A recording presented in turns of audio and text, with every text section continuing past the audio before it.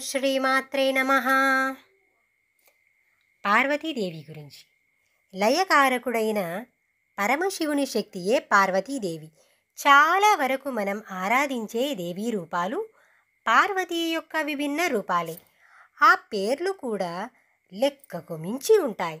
పార్వతి, హైమవతి, గిరిజ, దాక్షాయిణి అనే నామాలు హిమాలయం, దక్ష ప్రజాపతి శబ్దాల నుండి రూపొందగా శివాణి, మృడాని, రుద్రాణి, శర్వాణి మొదలగు నామాలు పరమేశ్వరుని భార్య అవటం వలన వచ్చినవి. ఉమా, అపర్ణ నామాలు పురాణ కథలకు సంబంధించినవిగా ఉన్నాయి. మొదట ఈమె ఉమాహైమవతిగా కేనోపనిషత్తులో వర్ణించబడింది. బ్రహ్మమును గురించి ఇంద్రునకు జ్ఞానోపదేశం చేస్తున్నట్లుగా ఈ ఉపనిషత్తులో ఉంది. ఈ మాటను బట్టే ఈ దేవిని ఆరాధించటం అనాది అని అవగతమవుతుంది. పురాణాల కథలను అనుసరించి ఈమె మొదటి రూపం దాక్షాయిణి. ఈమె దక్ష ప్రసూతుల తనయగా అవతరించి పరమశివుని వివాహమాడింది. శివ మహాతత్వాన్ని గుర్తించలేక దక్షుడు శివుని దూషించి అతనిపై ద్వేషాన్ని పెంచుకున్నాడు. అతడు ఒక మహాయజ్ఞాన్ని తలపెట్టి అందరినీ ఆహ్వానించి శివుని మాత్రం ఆహ్వానించలేదు. వద్దని శివుడు వరించినా ఆ యజ్ఞాన్ని చూడటానికి దాక్షాయిణి వెళ్ళి తండ్రి చేసిన అవమానానికి గురై యాగాన్ని రగిల్చి ఆత్మాహుతి చేసుకుంది. అందువల్ల ఆమె సతిగా పిలువబడింది. అంటే పవిత్రమైనది అని అర్థం. అటు ఆమెపై పార్వతీగా హిమవంతుడు మేనకల సంతానంగా జన్మించింది. పార్వతీదేవి ఘోర తపస్సు చేసి శివుణ్ణి మెప్పించింది. అందువల్ల శివుడు ఆమెని పాణిగ్రహణం చేశాడు. తీవ్ర తపస్సు చేస్తుండగా ఎండిన ఆకులన్నీ కూడా ఆహారంగా స్వీకరించడం వల్ల అపర్ణగా ఖ్యాతి పొందింది. వాత్సల్యంలో తల్లి అయిన మేనక పార్వతిని ఉద్దేశించి తపశ్చర్య వద్దని ఉమ అని అనడం వల్ల ఉమగా కీర్తిని పొందింది. హిమవంతుని కూతురగుటచే అంటే తల్లిని మంచుకొండవని కూతురవటంచే గౌరిగా పిలువబడింది. జగత్తునకు తల్లి కావటంచే అంబా, అంబిక నామాలతో విరాజిల్లుతున్నట్లు పురాణ కథలు వచిస్తున్నాయి. శివునికి ఘోర అఘోర రూపాలున్నట్లే ఈమెకు సౌమ్యరూపం, ఉగ్రరూపం రెండూ ఉన్నాయి. పార్వతి ఉమా అనినప్పుడు సౌమ్యరూపం. ఆ మూర్తి శివునితో ఉండి 2 చేతులు మాత్రమే ఉంటాయి. ఆ చేతులలో ఒక చేతిలో నల్ల కలువ, రెండవ చేతిలో ఏమీ లేకుండా క్రిందకి ఉంటుంది. శిల్పాలు సుందరంగా దేవిని అలంకరిస్తారు. విడివిగా ఈమెను చూపించి వలసి వస్తే 4 చేతులతో ఉండి 2 చేతులలో ఎర్రని నల్లని పద్మాలుండి 2 చేతుల వరద అభయహస్త ముద్రలతో ఉంటాయి. స్త్రీ దేవతలందరూ శక్తి స్వరూపిణులుగానే పిలువబడతారు. అట్లే దేవీ శబ్దం కూడా కానీ శక్తి దేవి అన్నప్పుడు ప్రధానంగా శివుని పత్నిగా ప్రసిద్ధం. శివుడు మహాదేవుడైతే మహాశక్తియే ఈమెయే సృష్టి స్థితి లయ కారిణి. హిమాలయాలు ఆకాశాన్ని చూపిస్తాయి. ఆకాశం పంచభూతాలలో మొదటి కదా. మేని బుద్ధిని సూచిస్తుంది. కనుక వారి తనయ అయిన పార్వతి విశ్వంలో ఉన్న ఎరుకను లేదా చైతన్యాన్ని సూచిస్తుంది. అందువల్ల ఈమె ఉమాకాంతి అని పిలువబడుతుంది. ఆధ్యాత్మిక పరంగా చూస్తే ఉమాహైమవతి బ్రహ్మ విద్యకు లేదా ఆధ్యాత్మిక జ్ఞానమునకే ప్రతీక. ఈమె అనుగ్రహం వల్లనే సాధకుడు శివైక్యాన్ని పొందుతాడు. రుద్రుడైన శివుని భార్యగా ఉన్నప్పుడు భయంకర రూపంలో ఉంటుంది.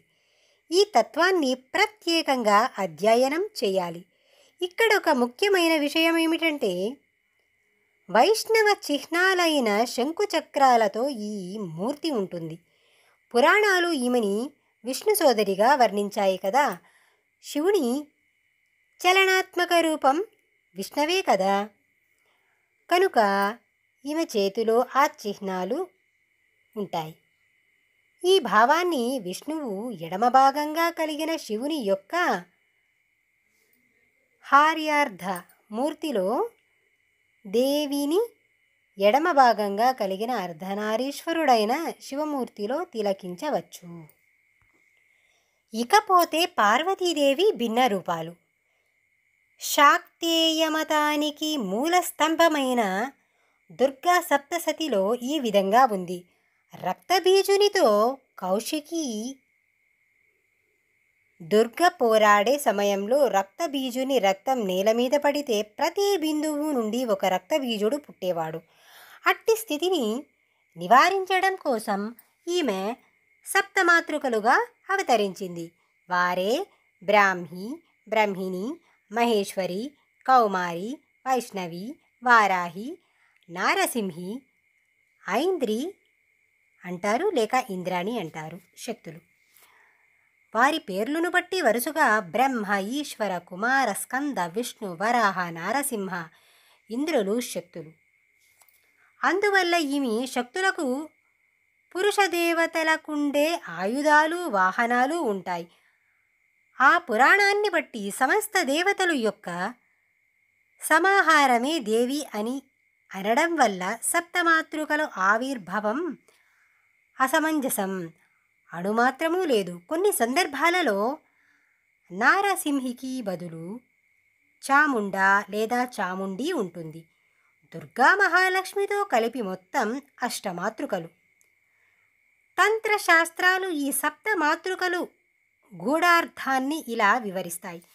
బ్రహ్మి ప్రథమ నాదాన్ని సూచిస్తుంది. సృష్టి నిర్మాణ దశలో ప్రథమ స్పందం అంటే కదలిక లేని దశను సూచిస్తుందండి. అంటే అది అనాహత ధ్వని. దాని నుండి సమస్త సృష్టి ఏర్పడుతుంది. అదే ప్రణవనాదం. అట్లా బ్రహ్మి సృష్టికి నాదం పుల్కగా వైష్ణవీ శక్తి అని సృష్టికి ఒక రూపాన్ని ప్రసాదించింది. సృష్టిలోనున్న అవయవాను రూపత్వం, అందం, నిర్మాణం మరియు పద్ధతులకు ఈమె కారణం. సృష్టింపబడిన వాటికి ఒక వ్యక్తిత్వం ప్రసాదించే మహేశ్వరి అందరి హృదయాలలో ఉండి యంత్రములో ఉన్న బొమ్మలుగా మాదిరిగా ఆడునట్లు చేస్తుంది. నవయవ్వనంలో వెలుగొందే కౌమారి జీవులు అభిలాషలను, ఉత్కంఠాలను తీర్చిదిద్దుతుంది. ఆమెయే గురుగుహ. స్కందునకు లేక కుమారస్వామికి మరొక పేరు గురుగుహ. అతని యొక్క శక్తి ఈమె. అతడు అందరి హృదయాలలో ఉన్న గురువు. ఇక జీవులలో దహించే, తినివేసే లేదా జీర్ణింపచేసే లేదా అనుభవించే శక్తియే వారాహి. ఆమె వల్లనే జీవులకు ఆహారం, భౌతిక వాంఛలు నెరవేరుతున్నాయి. సృష్టి ఒక నియతితో సాగుతుంది. అట్టి నియతిని భజించే శక్తులను అణచేది ఐంద్రీ శక్తి. ప్రాణులలో నిత్య జాగరూకమైన ఎరుక ప్రాణులను ఉన్నత స్థితికి తీసుకుని వచ్చే శక్తి. అపరిపక్వ మనస్కుల కృత్యాలను సాగనీయకుండా చేసే శక్తియే చాముండా. రక్తబీజాసురుడు అంటే మితిమీరిన మనస్సే. ఒక తరంగం నుండి మరొక తరంగం ఉత్పన్నమైనట్లు చంచలమైన మనఃప్రవృత్తులకు అతడు ప్రతినిధి. అతణ్ణి చాముండా సంహరించింది అంటే అజ్ఞానాంధకారంలోకి గెంటివేసే చిత్తవృత్తులను అణిచివేసినట్లుగా భావించాలి. సాధకునిలో ఆధ్యాత్మిక ఉత్తేజాన్ని కలిగించే శక్తిగా భావించాలి. వీరందరి వర్ణము సాధారణంగా ఎరుపు. 2 చేతులున్నట్లుగా ఒక చేతిలో కపాలము మరొక చేతిలో పద్మము ఉన్నట్లు శిల్పాలు చూపిస్తారు. పై పురుష దేవతలు ప్రతిబింబాలుగా వీరిని మలుస్తారు. ఒక్కొక్క శక్తికి ఒక్కొక్క వృక్షం ప్రీతికరం. కౌమారికి మేడి, వైష్ణవికి రావి, వారాహికి కానుగ ఇట్లా ఉంటాయి. గణేశుడు, వీరభద్రుడు వారికి ఇరువైపులు ఉన్నట్లుగా శివాలయాల్లో ఉంటారు. అక్కడక్కడ విడిగా కూడా సప్తమాత్రకులు ఉన్నాయి. ఏది ఏ దిక్కున ఉండాలో శిల్పశాస్త్రం చెబుతుంది. సాధకుల కోర్కెలను అనుసరించి ఆయా దిక్కులలో ఉన్నట్లు తీర్చిదిద్దుతారు. గ్రామం సుభిక్షంగా ఉండాలి అంటే బ్రాహ్మీ శక్తి విగ్రహాలలో మధ్యలో ఉంటుంది. గ్రామ ప్రజలు సంఖ్య వృద్ధి కావాలంటే చాముండ మధ్యలో ఉంటుంది.